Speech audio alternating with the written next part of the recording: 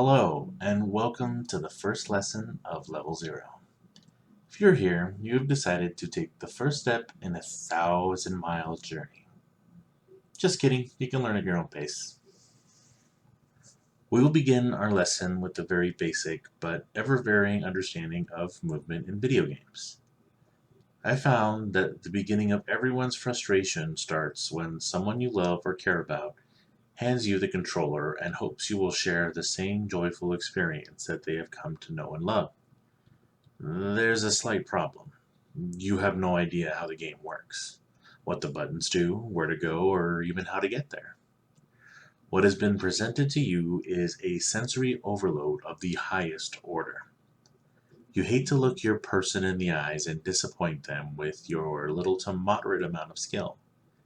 You could ask them to take the time to explain, and any relationship born of love and patience would thrive with an opportunity like this. But in most cases, you are met with impatience and equal frustration.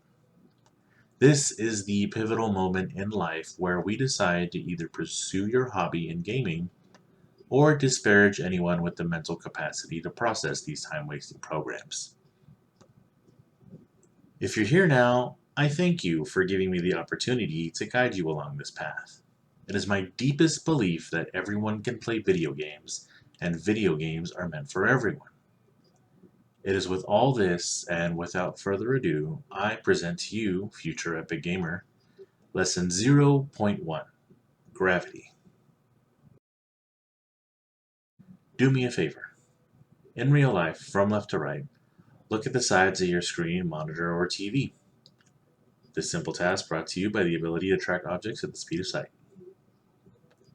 In all seriousness, most every game available has a camera system that may or may not be conducive to our own tracking ability. In fact, most early 3D games were difficult to process by adults due to camera tracking functions jumping around all over the place. Developers thought if cameras tracked what was important as far as what the players could see, they could help the gamer achieve in-game goals. Third-person shooters like Fortnite and the Gears of War series rely on the camera's angle behind the game character in an effort to give a broader view of the action in hopes that the game might take a bit of the edge off if you are alert to all your surroundings. But in a player versus player platform, everyone has that same advantage, and you're back at square one with a bunch of useless features that you need to learn how to use. In this lesson, we will examine and adjust to first-person shooters, seeing how it is the closest to our own reality. I'll be using Call of Duty Black Ops 2 on the Nuketown 2025 map.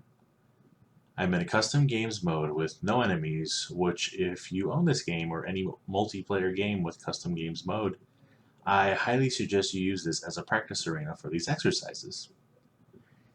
In your pause menu, look for the options menu and identify the menu when you can adjust the controls.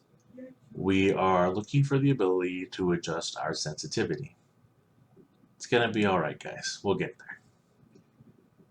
Now we are aiming to adjust our ability to carefully, aim. In order to properly acclimate, let us begin with the lowest setting. Generally, the settings come in two options, up and down. We will demonstrate the scaling of the sensitivities as we move along.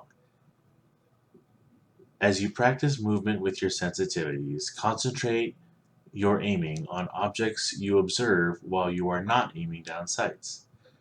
Your sensitivities dictate your ability to quickly find and identify your enemies before they see you.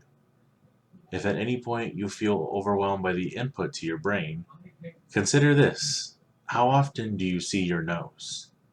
Your brain adjusts to what you need to see versus what is useless.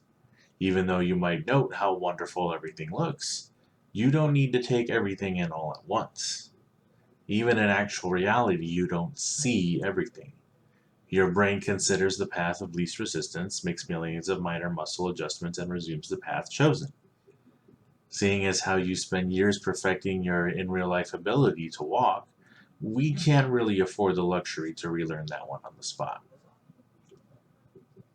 You can't really master sensitivity without partnering the ability to move as well. As you practice your X and Y sensitivities, consider your ability to move around objects. These concepts together begin to form the concept of gravity. Every individual game has its own gravity created by the game engine. Have you ever played a series of games and noticed all the action seems pretty similar to each other? You'd have to frequent back and forth through quite a bit of games to notice, but there's a slight chance some games use the same engine. To demonstrate the constraints of a game engine, Insomniac Games courteously organized examples of game development in Ratchet and Clank 2: Going Commando. In order to get to this planet, you have to collect the platinum bolts hidden in the game or wait around for a specific time. I opted for a fun glitch that sneaks you in the back entrance because it's for the purpose of educating you, my friends, though I don't condone cheating. With a little more effort, we make it to this tower used as a debug tool. The purpose of these rooms is to ensure the character is able to effectively move and utilize special equipment to move in ways that will keep you from getting stuck or getting to places you don't belong. We will use this room to demonstrate capabilities of our character, Ratchet, and relativity to the gravity of the engine. While you don't need this game to practice these exercises, observe the character's action in regards to what the developers have measured as distance. In this debug room, you can test the limits of Ratchet's movements without consequences. It is in the best interest of the game's developers to design a world that functions in conjunction with the characters created. Otherwise, it feels like a bunch of spheres living in a 2D world. Every game is designed in a way that functions with the surrounding environment. Everything you see is meant to be.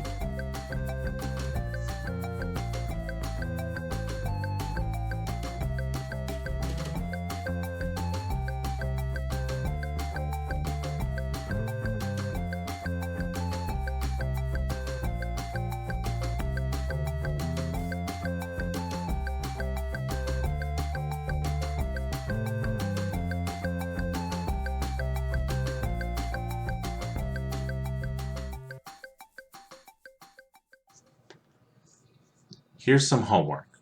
Get your hands on Portal 2 for the Xbox or Steam on PC. As far as PlayStation users, Portal is only available for PlayStation Move, but I might suggest Ratchet and Clank, the 2016 movie adaptation. The physics are generally the same, but the graphics have been updated as well. If you're like me and can't start a game without playing them in order, look for the orange box at your local game dealer, or download Portal Still Alive for the Xbox. Portal 2 has a very interesting and humorous introduction that helps you associate your movements to buttons. The rest of the game is very simple with little to no consequences for failure. On top of being a first-person shooter, there's a puzzle aspect in every room. This may sound far-fetched, but in my experiences of playing Portal, I always felt there was a kind of brain boost from developing your hand-eye coordination in conjunction with solving puzzles. I've witnessed some pro gamers sharpening their abilities by practicing sniper shots on stationary objects while jumping through the air. Portal 2 offers a similar experience when and where you place portals.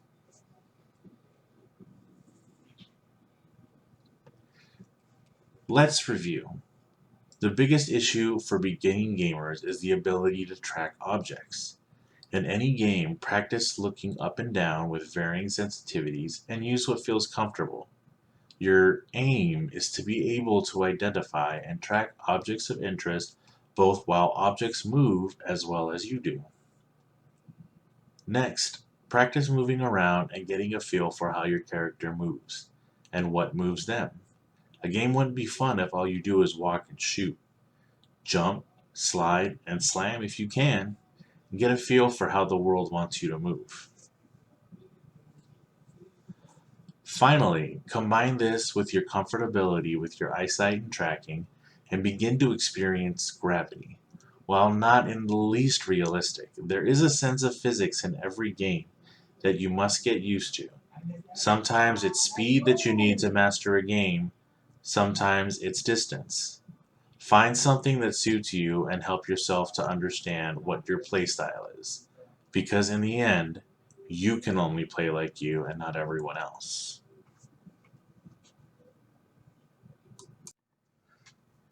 Hey guys, real quick, if you made it this far, I really want to thank you for your support.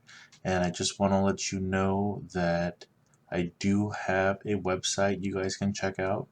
It's at closecallkid.live. It's got links to my Facebook, where I usually do streaming a few times a week at least. It's got links to the YouTube, which you're here already, as well as the new videos that I put out. It also has a link to my little known Twitter, which hopefully, if I get enough followers, it'll actually, serve a purpose. But check out the website if you haven't liked and followed on Facebook or liked and subscribed here on YouTube. You can go ahead and check those links out.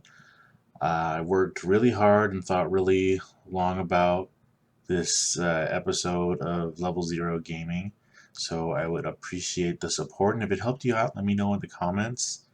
I'm looking forward to helping out all you future epic gamers. If you have any questions, like I said, you can leave it in the comments as well. I'd be happy to help you out any more further than you would like if this video wasn't helpful. I'm hoping to come out with some more that explain other stuff that goes along with gaming to help everyone better understand video gaming and how it'll work for you. So hopefully I will catch you guys next time.